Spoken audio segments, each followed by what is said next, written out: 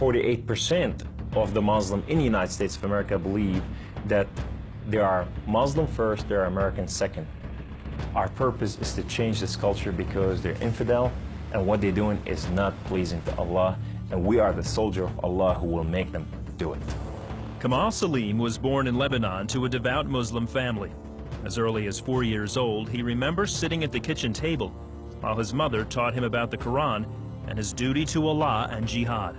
From my childhood, my mom said, one day you'll be a martyr, my son. You will die for the sake of Allah and you will exalt Islam. She said, if you kill a Jew, my son, your hand will light up before the throne of Allah, and the host of heaven will celebrate what you have done. Kamal was 7 when his parents sent him to Muslim training camps to learn to use weapons and engage and kill the enemy. The boys were also taught another, more subtle form of warfare.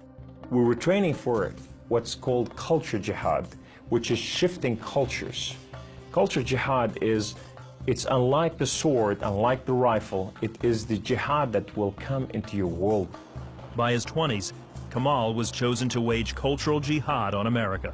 In Islam, liberty, freedom, monarchy, all these are idols, and these must be brought down.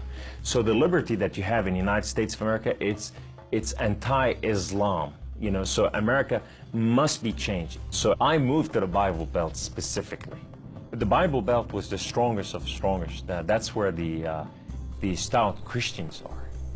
And I want to take on the best of the best because I considered myself as a sword of Islam. I thought, I'm anointed, I'm unique, I'm selected, I'm coming to a country and a culture to change it, and I have the power of Allah with me. In the early 1980s, Kamal entrenched himself in a small Midwestern town. He began targeting men from poor neighborhoods to recruit them to the Muslim faith. But one afternoon, his life would be in the hands of those he hated the most. I was going from one place to another to do a recruitment, and that day I had a car wreck. The car wreck was so severe, I ejected out of my car, landed on my neck, broke my neck in 2 places. This man came running to me, and he said, don't worry, we're gonna take care of you, and everything's gonna be all right. The ambulance came and picked me up, and now I go to the hospital. The orthopedic surgeon in the emergency room looked at my chart, and he just said, son, we are going to take care of you, and everything's gonna be all right. The second day, I wake up in the hospital, and this head of physical therapy come and read my chart, and he turned around and he said the same thing, word for word, we are going to take care of you. At first, Kamal was frightened by their words, because these men were all Christians. You see, in terrorism, if they said we're going to take care of you, you'd better run. Surgeries to repair Kamal's broken neck were successful, but recovery would take weeks. After being discharged from the hospital, he would need someone to care for him while he recuperated. Kamal had no one, so the orthopedic surgeon opened up his own home to this stranger. In his home, they put me in the choicest room, in the most beautiful thing. I became like part of their family. They didn't see me any different, and now they have a basket set for Kamal. They put in money to free my bills from the hospitals. Kamal was overwhelmed with the outpouring of Christian love. As he recovered, he began to help out around the house with cooking and cleaning. They have Jewish friends, they came from Israel, that they support, you know, and now I'm hugging Israelis and I'm cooking for Jews. I'm going, what has happened to me? When Kamal was able to take care of himself and return to his apartment, the doctor had another surprise for him. He said, this is the keys to the house, and here's an extra key, this is your new car. We just want to bless you. You can come anytime you want. So I go to my home, and I go to my cold place that I haven't been there in months, and dust is this thick. And I just gotta settle this issue with my God to know that if it's real or not. So I walk inside, I shut the door, I go right in the eastern window, and I fall on my knees, and I put my hands to the heavens, and I cry up to my God. Allah, Allah, my Lord and my King, why have you done such a thing to me? I'm okay with the car wreck.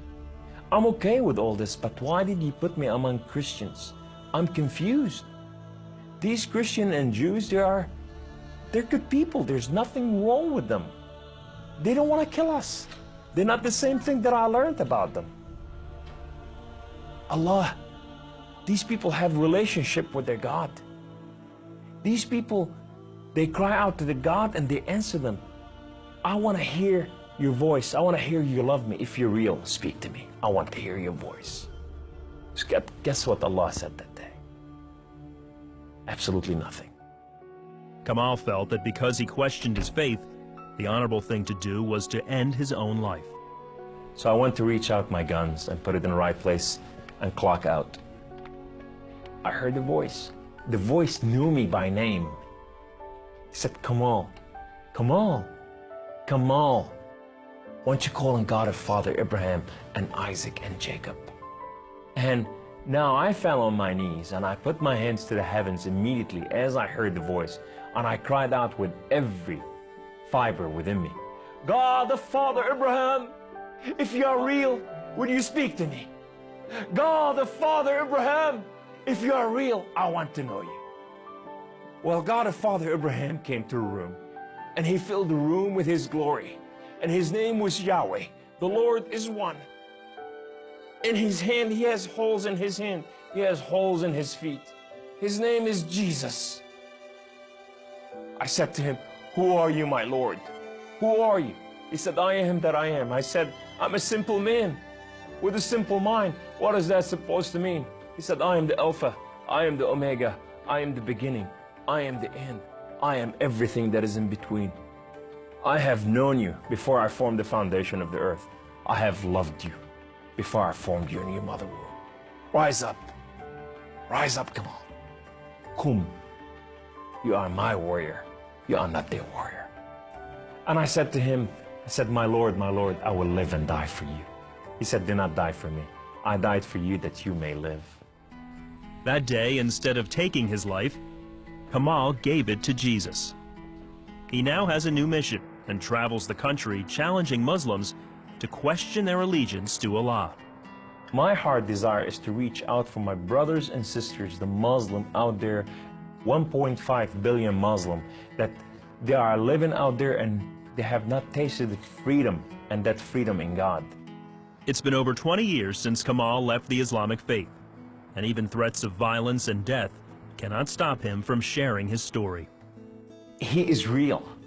You know, and if you never experienced God before in your life, if you never tasted God, and if you think you got nothing to lose, when you're sitting in your home, whether you're a Muslim or a non-Muslim or a non-Christian or whatever you are, say, call on God of Father Abraham and Isaac and Jacob, and say, if you are real, speak to me, I want to hear your voice.